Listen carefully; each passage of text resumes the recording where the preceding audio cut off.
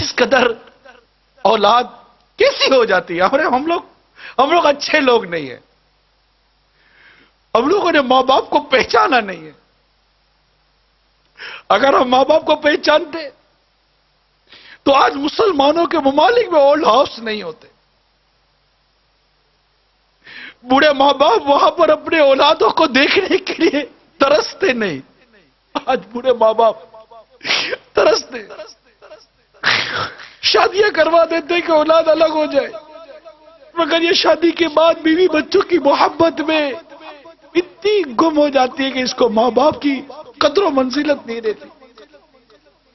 ماں باپ کا ادب و احترام باقی نہیں رہتی, ان کی خوشیاں باقی نہیں رہتی. کبھی کوئی چیز ماں باپ کے لیے لے بھی نہیں جاتے کہ ابا یہ آپ کے لیے لایا ہوں, خوش ہو جاؤ. باپ کو جو چیز پسند تھی کبھی بھول کر تو صبح یا دوپہر یا رات میں لے جاؤ. ابا پوچھے بیٹا کیسے ہے کہ ابا جان یہ میں بازار سے نکلا تھا, میں نے دیکھا آپ کو بہت پسند ہے, میں آپ کے لیے لایا ہوں, اور آؤ دونوں مل کر بیٹھ کر کھاتے ہیں. کبھی ہوا ہے ایسا؟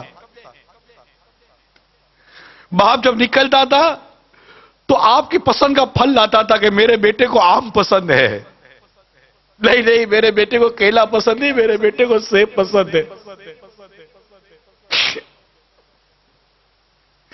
آج ماں باپ کے آگے ٹھنڈا کھانا رکھ دیتے ہو,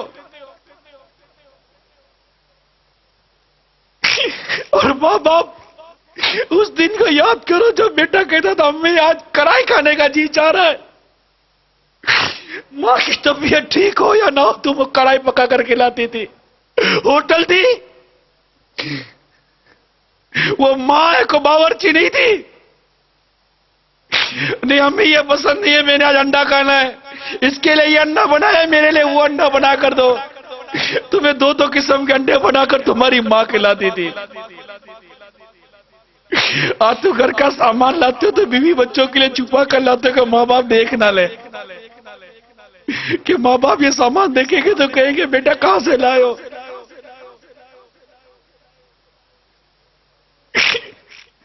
ارے ایسا سلوک تو مت کرو ماں باپ کے ساتھ, تمہارے ماں باپ ہے,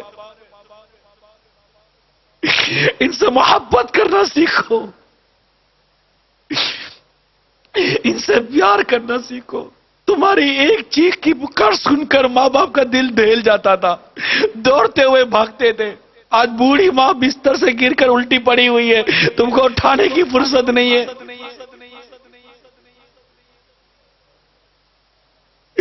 ماں سو نہیں سکتی صحیح, میں تیری خدمت کروں کہ کام کروں, لیکن تمہاری ماں نے تم کو کہا تھا کہ بیٹا میں باورچی میں کھانا پکاؤ کہ تیرا خیال رکھوں.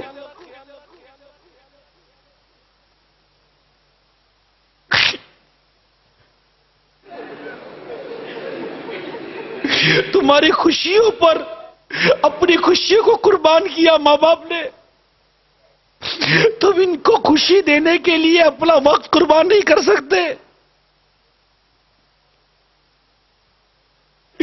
ماں باپ ترستے ہیں کہ ہمارا بیٹا ہمارے پاس 2 گھڑی بیٹھ کر محبت بڑی بات کر تو جائے, مگر تمہارے پاس ماں باپ کے لیے وقت نہیں. چھٹی کے دن دوستوں کے ساتھ وقت گزارو گے, لیکن ماں باپ کے پاس بیٹھ کر ان کی دل جوئی نہیں کرو گے.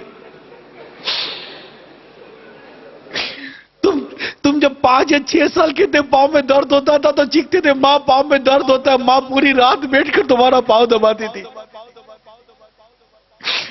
باپ تمہارا سر دباتا تھا, بخار ہوتا تھا تو پانی والے کپڑا کر کے رات بھر تمہاری پیشانی پر رکھتے تھے. دن میں 12 مرتبہ تمہارا بخار چیک کرتے تھے, تمہاری گندگی صاف کرتے تھے.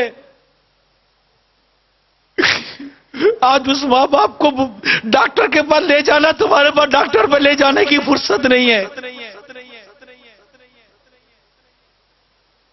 ماں باپ اپنا سامان بیچ کر اپنا علاج کروا رہے ہیں.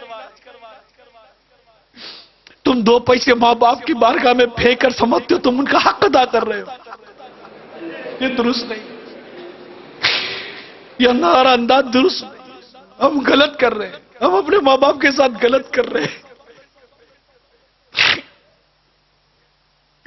اللہ ہم سب کو ہمارے ماں باپ کی قدر کرنا نصیب فرما دے، ان کی عزت کرنا نصیب فرما دے، ہمارے ماں باپ کا احترام کرنا نصیب فرما دے۔ اگر ہماری پرورش میں، ہماری تربیت میں اگر ماں باپ کی طرف سے اگر کوئی کمی ہے بھی تو یہ اللہ اور ہمارے ماں باپ کا معاملہ ہے، ہمارا نہیں ہے۔ ہمیں حکم ہے ماں باپ کی فرما برداری کرنے کا، خدمت کرنے کا، اطاعت کرنے کا، ان کو راضی کرنے کا، جہاں تک شریعت نے ہم کو اجازت دی ہے، مگر ہم ایسا نہیں کر رہے۔ بیٹی کو کتنی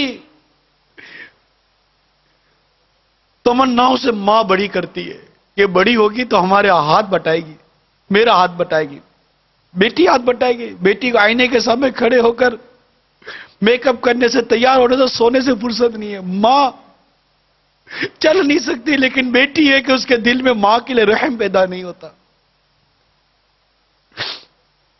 بیٹی ابھی پتہ نہیں کیا ہو گئے، بیٹا کیا بیٹی ہے کیا۔ ماں باپ کے معاملے میں قیامت کی نشانی میں ایک نشانی میں نے پڑھی تھی اس طرح کی کہ ماں باپ کے مقابلے میں دوستوں کو زیادہ اہمیت دی جائے گی، ماں باپ کی بات نہیں مانی جاتی۔ اللہ تعالی ہم سب کو والدین کا ادب و والدین کا احترام کرنے کی توفیق عطا فرمائے، اور ہم سب کو ماں باپ کی نافرمانی سے محفوظ فرمائے۔ امیل سنت نے ایک بڑا ہی عبرت والی بات نقل کی ہے۔ آپ فرماتے ہیں